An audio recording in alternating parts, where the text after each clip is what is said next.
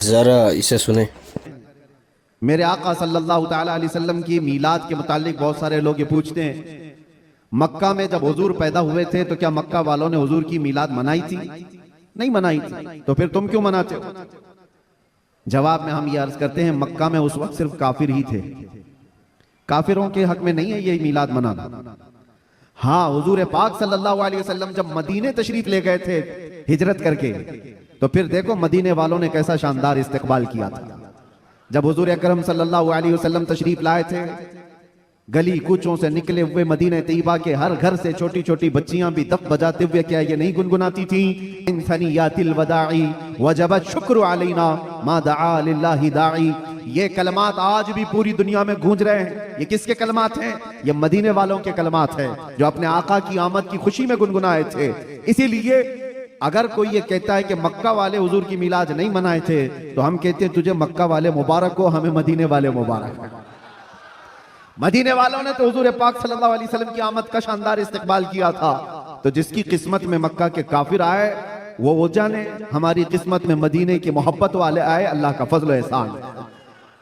اللہ کرے کہ آخری سانس تک مدینے والوں کی اقتداء کرتے ہوئے رہیں۔ عزیزان گرامی وقار، نبی آخر الزمان صلی اللہ تعالیٰ علیہ وسلم کی ولادت کی خوشی کیوں نہ ہو؟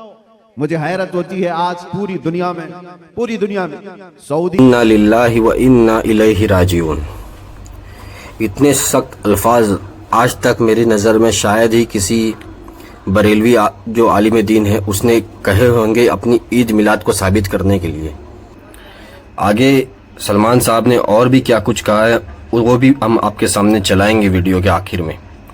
دیکھیں، سلمان صاحب نے یہاں پہ اتنی بڑی جرت کر دی، انہوں نے تمام مکہ والوں کو ہی کافر قرار دے دیا، نعوذ باللہ من ذالک، کہ مکہ میں تو کافر لوگ تھے، نعوذ باللہ من ذالک، تو وہ عید میلاد کیسے مناتے؟ حالانکہ جو سید الاولیاء ہے، امت کے سب سے بڑے اولیاء ہے، وہ اہل مکہ ہے۔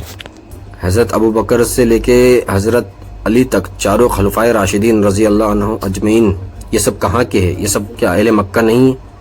سب مکہ والے تو ہے۔ یہ کیا آپ کہنا کیا چاہ رہے تھے بھائی؟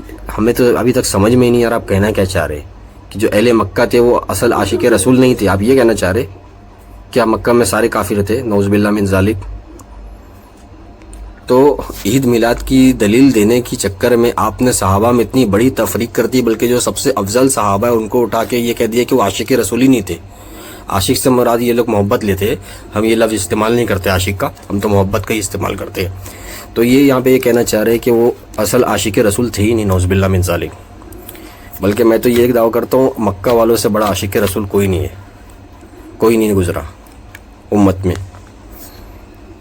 حضرت ابو بکر سے بڑا کوئی ہے؟ اگر آپ اس کو محبت کو عاشق کا لفظ دیتے ہو تو حضرت ابو بکر صدیق رضی اللہ عنہ سے بڑا کوئی عاشق رسول ہے؟ اور سلمان صاحب نے دلیل دی کہ مدینہ کی، دیکھو مدینہ میں جب آپ صلی اللہ علیہ وسلم نے داخل ہوئے تو وہاں پہ خوشیاں منائی گئی۔ کیا وہ آپ صلی اللہ علیہ وسلم کی پیدائش کی خوشی منائی گئی یا 12 ربیع الاول کی خوشی میں جشن منایا گیا، خوشی کا اظہار کیا گیا؟ جشن تو دور کی بات ہے، جو ترانہ گایا گیا، اشعار پڑھے گئے، کیا وہ آپ صلی اللہ علیہ وسلم کی پیدائش کی خوشی میں کیا گیا یہ کام؟ یہ تو ایک عام فطرتاً چیز ہے۔ کوئی بھی کسی کے چاہنے والا جب اس کے یہاں پہ آتا ہے، اس کے علاقے میں داخل ہوتا ہے یا اس کے گھر میں داخل ہوتا ہے جس سے وہ محبت کرتے ہیں، تو ان کی خوشی میں، استقبال میں وہ چیز کی جاتی ہے، منائی جاتی ہے۔ اور پھر آپ صلی اللہ علیہ وسلم جب کسی کے علاقے میں داخل ہو تو وہ کیوں نہیں خوشی منائے؟ لیکن اس کا عید میلاد سے تعلق ہے۔ اور کیا یہ خوشی ہر حال مکہ مدینہ والوں نے منائی؟ یہ بھی تو دیکھنے والی چیز ہے۔ جس وقت میں آپ صلی اللہ علیہ وسلم مکہ سے مدینہ ہجرت کر کے گئے تو اس سال کی خوشی کیا ہر سال 10 سال آپ صلی اللہ علیہ وسلم حیات رہے، اس کے بعد کیا ہر سال منائی گئی؟ اور اس کے بعد کبھی زندگی میں پھر منائی گئی کہ اسی تاریخ کو خوشی جس دن آپ صلی اللہ علیہ وسلم مدینہ میں داخل ہوئے؟ سعودی سے لے کر دبئی ہو، بحرین ہو کہ قطر ہو، یا جتنے بھی بنام مسلمان ممالک ہیں، ان سب کے ہاں بھی یہ کلچر عام ہے۔ بادشاہ ہو کہ اس کا چور بیٹا ہو یا کسی اور کا ڈاکو بیٹا ہو، لیکن جس دن پیدا ہوتا ہے اس کا ہیپی برتھ ڈے تو بڑے دھوم دھام سے منایا جاتا ہے۔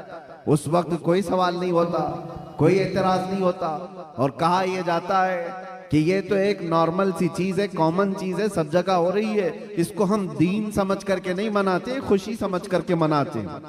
میرے عزیزو، یہاں پر دین سمجھ کر کے نہیں مناتے، اپنے بچوں کے برتھ ڈے خوشی سمجھ کر کے مناتے۔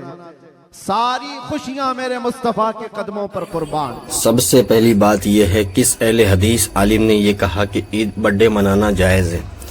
ہم تو سب کہتے ہیں، چاہے وہ کوئی بھی کسی کا بھی برتھ ڈے ہو، یہ اسلام کا تصور ہے ہی نہیں برتھ ڈے منانے کا، چاہے وہ کسی کا بھی ہو، چاہے عام انسانوں کا ہو یا انبیاء کا ہو۔ ہم نہ عیسیٰ علیہ السلام کا برتھ ڈے یعنی ان کا عید میلاد یعنی کرسمس منانے کے قائل ہے، نہ ہی کسی اور کا کرسمس منانے کے قائل ہے، اور نہ ہی آپ صلی اللہ علیہ وسلم کا عید میلاد منانے کے قائل ہے۔ ہم کسی کا بھی برتھ ڈے منانے کے قائل ہی نہیں ہیں۔ برتھ ڈے منانا یہ اسلام کا تصور ہی نہیں، بلکہ یہ دوسرے مذہب کے کلچر کا حصہ ہے، اور اللہ کے نبی صلی اللہ علیہ وسلم کی حدیث ہے، جو جس کی قوم کی مشابہت کرے گا اس کا شمار اسی میں ہوگا۔ من تشبہ قوم فہو منہم، جو جس قوم کی مشابہت اختیار کرے گا اس کا شمار اسی میں ہوگا۔